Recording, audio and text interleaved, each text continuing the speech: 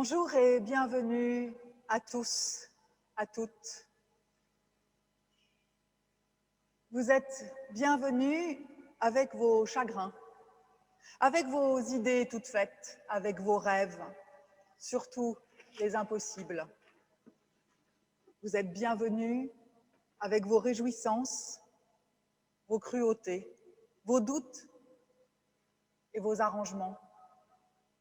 Vous êtes bienvenus avec votre rage, avec votre ennui, votre étrangeté, votre fantaisie. Vous êtes bienvenus avec vos douleurs, vos paresses, vos découragements, vos ivresses. Vous êtes bienvenus dans toute votre superficie, votre entièreté et votre profondeur. Parce que faire le tri, c'est un travail de Dieu.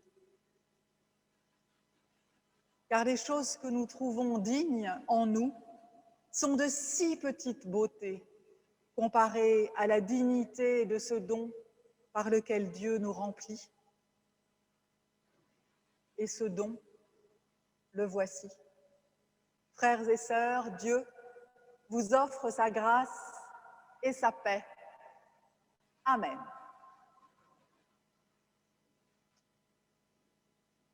Nous n'avons plus qu'à nous avancer vers Dieu, cet inconnu. Et donc nous allons chanter « Me voici, Seigneur Sauveur ».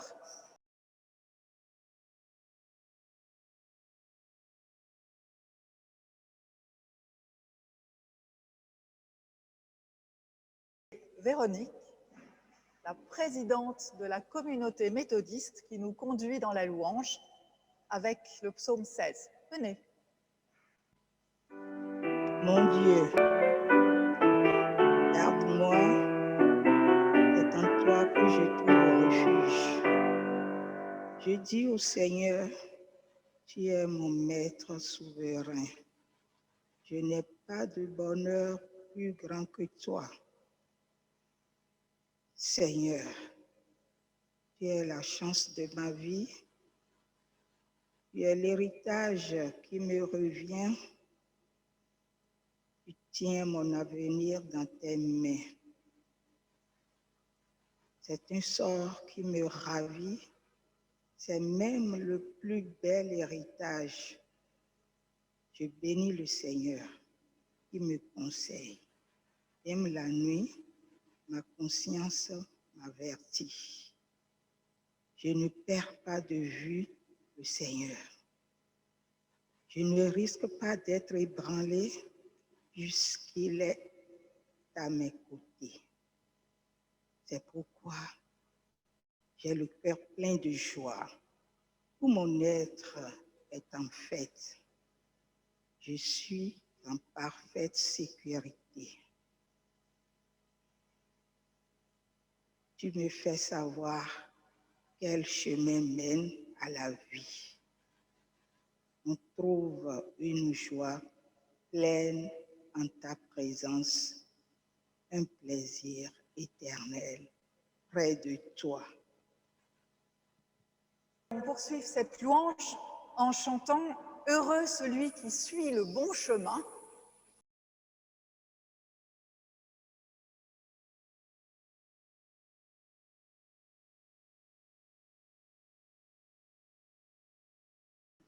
Nous allons maintenant nous présenter Amen. devant Dieu comme nous sommes, sans phare, sans masque, et lui dire ce que probablement nous ne pouvons dire à personne d'autre. Seigneur, dans notre voyage aujourd'hui, nous nous sommes arrêtés pour ce temps de culte, ce temps de louange, de prière, de méditation, pour venir à ta rencontre. Mais si souvent, nous avons été aveugles devant les signes de ta présence. Ce n'est qu'après que nous réalisons que cette main tendue, cette parole juste, ce geste généreux, ce pardon offert, cette communion vécue, ce sourire d'un étranger, c'était donc toi.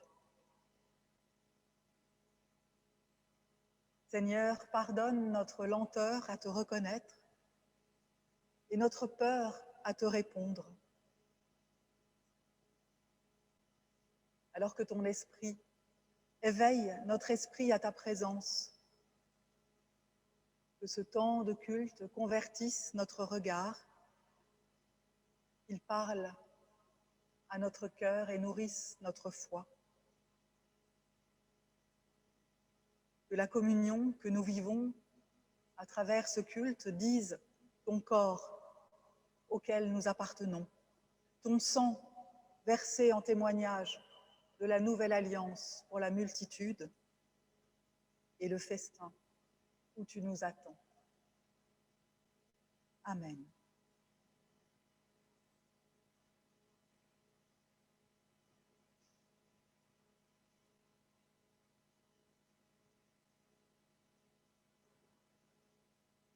Qui que vous soyez, Dieu vous envoie son pardon. Levons-nous pour l'entendre et le recevoir. Frères et sœurs, ne soyez pas tristes et sans espérance. Parole de Dieu dans le visage de Jésus, le Fils en qui j'ai mis toute ma tendresse pour vous. Je vous ouvre un chemin et un demain. Écoutez et vous vivrez. Là où vous êtes agités, je vous donne la paix. Là où vous avez peur de manquer, je vous ouvre au don. Là où vous vous absentez, je suis présence. Ne soyez pas tristes et sans espérance. Parole de Dieu, mon pardon déjà vous a rejoint. Écoutez et vous vivrez. Amen. Et nous chantons « Jésus sort de la tombe » puisque nous sommes dans la période de Pâques.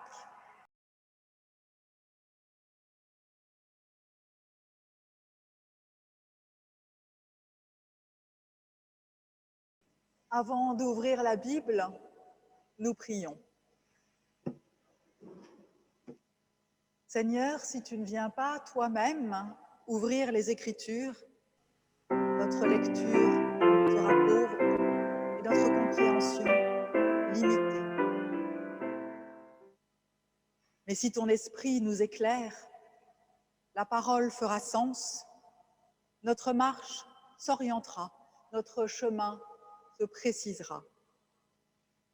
Saint-Esprit, viens ouvrir notre cœur et notre intelligence à la compréhension de la parole. Amen.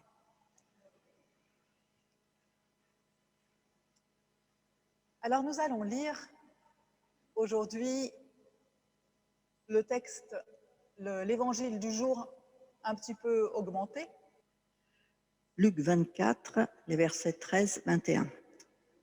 Or, ce même jour, 2 d'entre eux se rendaient à un village du nom d'Emmaüs, à 60 stades de Jérusalem, et ils s'entretenaient de tout ce qui s'était passé.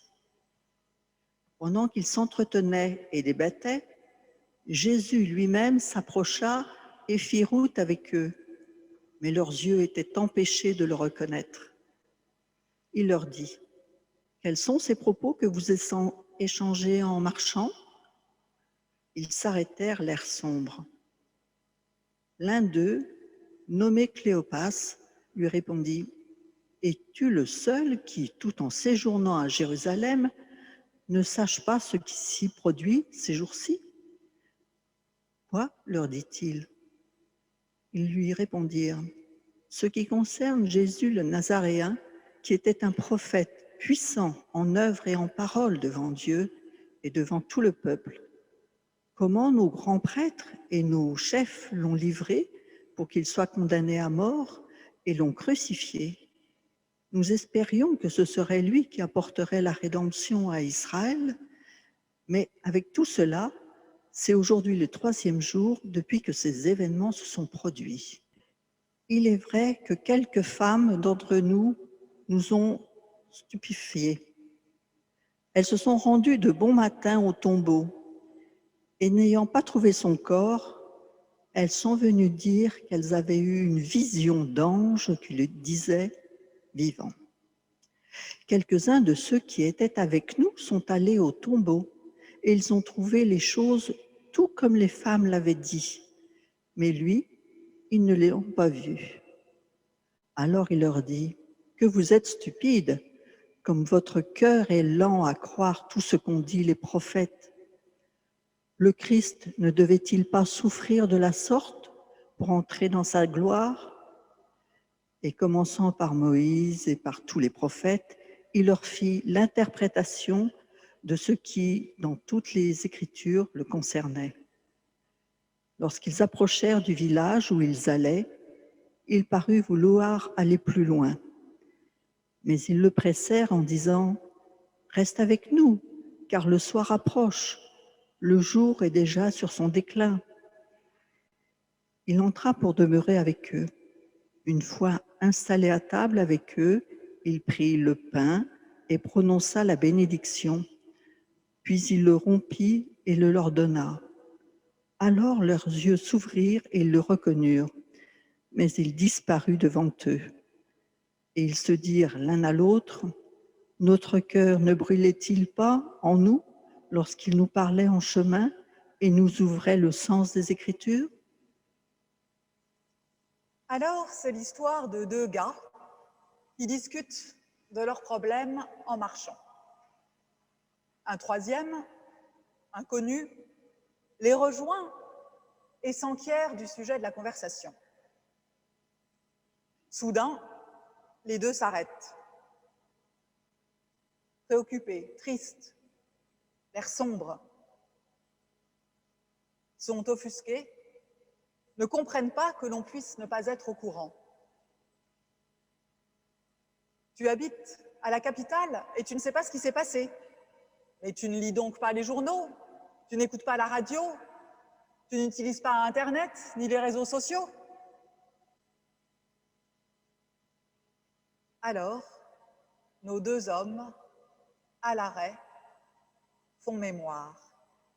Ils racontent à cet ignorant, à cet inconnu, tout ce qui s'est passé ces derniers temps à Jérusalem autour d'un homme appelé Jésus.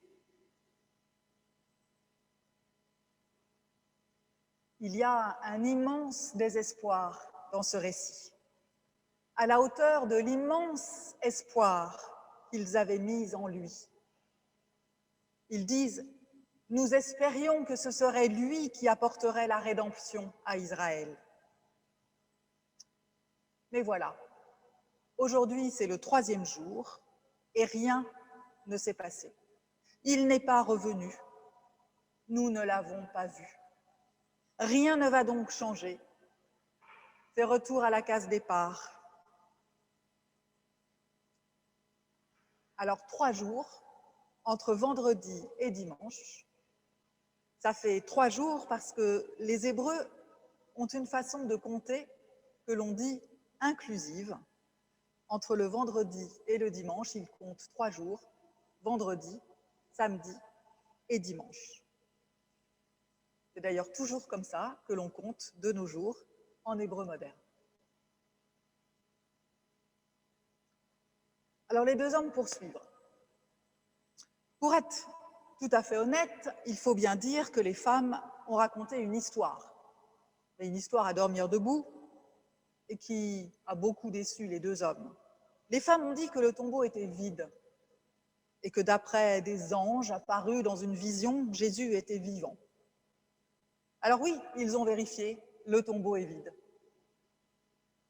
Mais c'est tout, ça s'arrête là, pas de Jésus vivant. Quelle déception! Ce tombeau vide, C'est pour eux le signe de la vacuité de toute cette histoire. Tout ça pour ça. On sent cette nostalgie de ces moments où ils y ont cru, où ils ont cru que tout ce qu'ils souhaitaient allait se réaliser rapidement. Ces moments où ils ont cru qu'ils le verraient. Alors certainement, cette mise en récit à laquelle les deux hommes se lancent face à cet inconnu est très importante pour eux. Et c'est le premier rôle de Jésus sur ce chemin. Nous permettre de nous arrêter, de nous poser, et de faire le point sur nos espoirs, sur nos désillusions. Jésus, c'est la possibilité de la parole, de dire nos malheurs, nos découragements, nos angoisses, nos regrets. Et aussi de dire nos espoirs les plus fous, les plus égoïstes, les plus intéressés, ceux dans lesquels nous mettons toute notre énergie sous couvert d'une grande cause, comme la rédemption d'un peuple. Mais qu'attendait-il? Qu'entendait-il par la rédemption d'Israël? Vraisemblablement une parole forte, une action prophétique annonçant la victoire sur l'envahisseur romain et la restauration de la royauté davidique. Et cela n'arrivera pas. Et puis Jésus parle. Et lui aussi, il fait récit. Mais il le décale, il lui fait prendre de l'épaisseur. Au lieu de rester dans les faits récents qu'ont vécu ces hommes à Jérusalem, il raconte le début d'une grande histoire. C'est Moïse, c'est les prophètes. Jésus entame ainsi une nouvelle narration, celle où il n'y a pas besoin de l'avoir vécue, pas besoin de voir, celle où tout se joue dans une rencontre née de l'interprétation des Écritures. Parce que Jésus ne fait pas que réciter les Écritures. Matthieu précise, il les interprète. Il crée une nouvelle histoire, spécialement pour nous. Et cette histoire nous parle, elle nous replace dans une bien plus grande histoire qui nous dépasse et dont les enjeux ne sont pas à la portée de nos petits espoirs.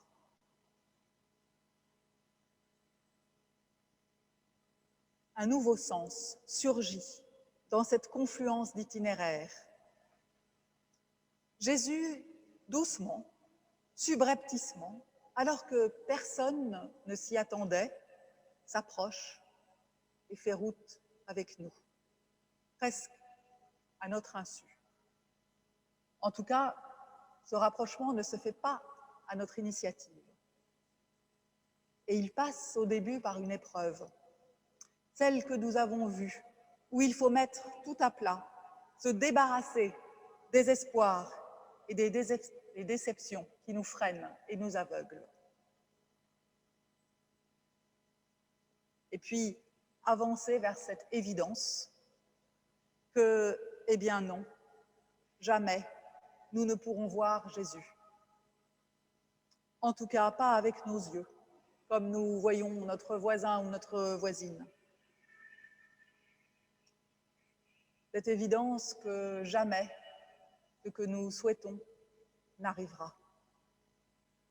Et puissions-nous, comme ces deux hommes, faire le deuil de cette impuissance, de cette stupidité dont parle Jésus, et renoncer même à être acteurs de cette rencontre. Et le voile qui aveugle nos yeux pourra se déchirer. Nous pourrons ainsi être des vrais témoins dont le cœur brûle du feu de la foi. Dès qu'ils le reconnaissent, Jésus disparaît devant eux. Jésus n'était pas là pour faire comme avant, quand on mangeait tous ensemble, comme quand il était vivant, je veux dire de la même vie que les disciples, de la même vie que la nôtre. Non, Ce n'est plus ça. Et je crois que personne n'a représenté cette scène mieux que Rembrandt. Nous allons regarder cette œuvre de jeunesse de Rembrandt. La voici. J'espère que nous pourrons bientôt aller ensemble la contempler au musée Jacquemart-André. Alors voilà la scène. Dans une auberge, on a l'aubergiste dans le fond, à gauche, qui vaque à ses affaires. On voit une très légère lumière. Et puis, au tout premier plan, certainement vous ne pouvez pas le voir, c'est dans la partie très sombre du bas de cette représentation. Au tout premier plan, en bas de la toile, on peut deviner une silhouette sombre accroupie sous la table. Et puis, sur la gauche, on distingue sa chaise à terre, renversée. Il faudrait éteindre la lumière dans le temple pour que vous puissiez le voir, mais je vous assure, cette chaise y est, en bas à gauche de la toile. Cette silhouette, cette chaise par terre, c'est l'un de nos deux hommes tombés de sa chaise devant l'évidence qui soudain l'a frappé. C'est Jésus. Ce Jésus qui est venu à sa rencontre, qui a marché avec lui, qui l'a écouté, qui a pris le temps de lui expliquer les Écritures, qui a détourné son chemin pour le suivre, pour partager son repas dans cette auberge, et enfin pour le bénir. Et puis, il y a sur le tableau le deuxième homme, assis à table, en face, le visage illuminé, un peu penché, comme soufflé par la force de la révélation ou la force de celui qu'il a devant lui, Jésus, sur la droite de la toile. Jésus irradiant une lumière céleste à l'extérieur de lui-même, alors que lui-même déjà n'est plus qu'une ombre, disparaissant bientôt de la lumière, du cadre de la toile et du monde des vivants. Mais y était-il vraiment dans le monde des vivants? Je ne sais même pas s'il a foulé les pierres du chemin vers Emmaüs, s'il a soulevé la poussière. Peut-être n'était-ce qu'une vision, comme celle que les deux hommes prêtent aux femmes quand elles disent avoir vu des anges au tombeau. Je ne sais pas si sur le chemin d'Emmaüs, nos deux hommes ont fait une rencontre avec une personne physique, ou plutôt avec une parole, avec un événement. Et peu m'importe, en fait. Emmaüs n'existe pas, de toute façon. Du moins, personne ne sait où est ce village. D'après Matthieu, c'est tout près de Jérusalem. 60 stades, ça fait une douzaine de kilomètres.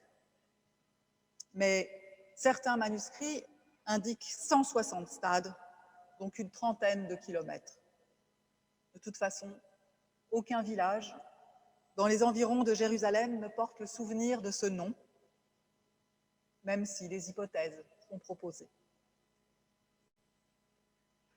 Ce chemin, c'est celui qui s'éloigne de Jérusalem, de son temple, de l'histoire officielle et de la religion transmise par nos pères. C'est le chemin de notre vie, de notre foi personnelle, douloureuse, déçue et titubante, qui avance pour s'ouvrir à la rencontre d'un inconnu. Et c'est cette révélation brutale qui fait tomber l'un de sa chaise quand l'autre semble, tout en retenue et en intériorité, refléter la lumière de cette rencontre. Ces deux hommes, comme Rembrandt le montre avec génie, sont saisis et transformés par cette rencontre. Mais rien n'est immédiat. L'attente qui, elle, est immédiate, celle de la rédemption d'Israël, toutes celles de nos espoirs personnels, ne seront probablement pas comblées. Elles nous laissent obnubilés, paralysés par le point fixe de nos objectifs, comme les deux hommes au début de l'histoire, incapables de voir l'événement magistral qui leur arrive. Il faudra toute la persévérance de Jésus pour les tirer d'affaire, pour les faire advenir à cette rencontre et leur faire réaliser sa présence auprès d'eux. Et ne doutons pas que Jésus soit aussi persévérant avec nous, encore plus s'il le faut. Notre aveuglement et notre bêtise n'arrêteront pas Jésus. Il est à nos côtés. Et sa présence, parfois insoupçonnée, nous garantit qu'au bout de chemin, nous ne trouverons pas ce que nous cherchons. Car le chemin nous mène vers l'inconnu de cette rencontre. Et l'interprétation des Écritures, renouvelée à chaque pas, rythme notre marche et nous conduit. Amen.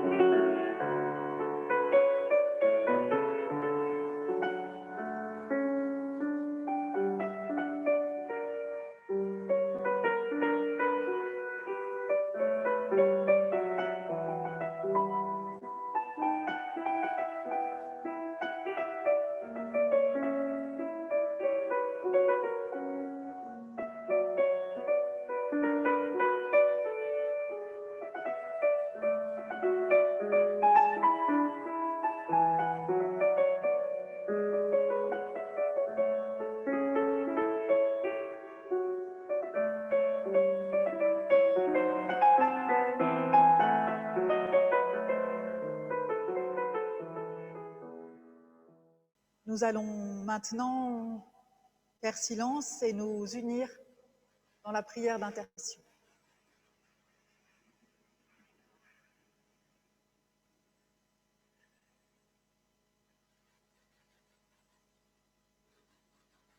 Seigneur, fais briller la lumière de Pâques au cœur des obscurités humaines.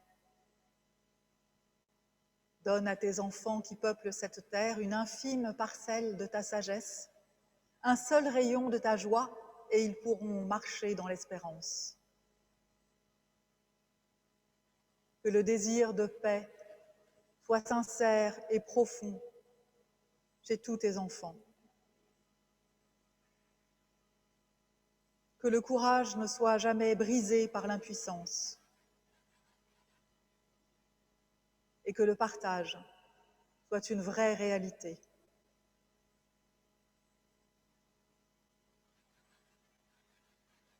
Seigneur, nous te nommons chacun dans le secret de notre cœur, ceux et celles qui nous sont chers, ou simplement connus, même inconnus, et qui ont besoin de toi.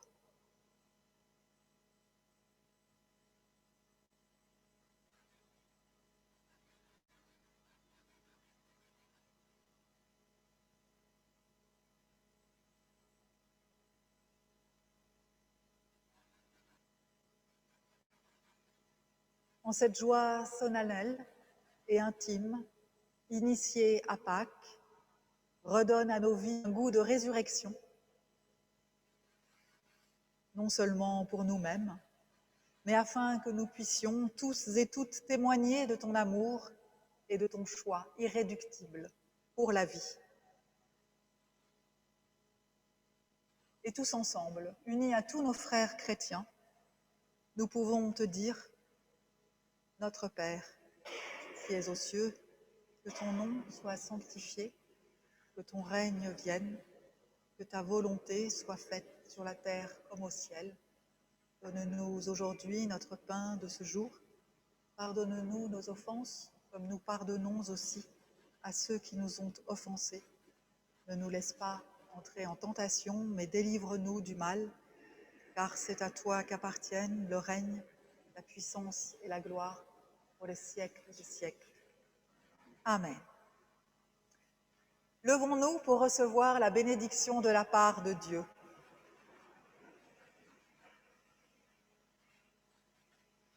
Frères et sœurs, Jésus est ressuscité. Il marche à tes côtés. Il partage tes chemins. Il pose ses pas dans les tiens. Que la lumière du ressuscité éclaire ton présent et ton passé. Que le souffle du ressuscité rythme le temps de ta journée. Que la vie du ressuscité inspire tes rencontres et tes projets. Le Seigneur te bénit et te garde. Il te donne sa paix. Amen. Et nous chantons « À toi la gloire ».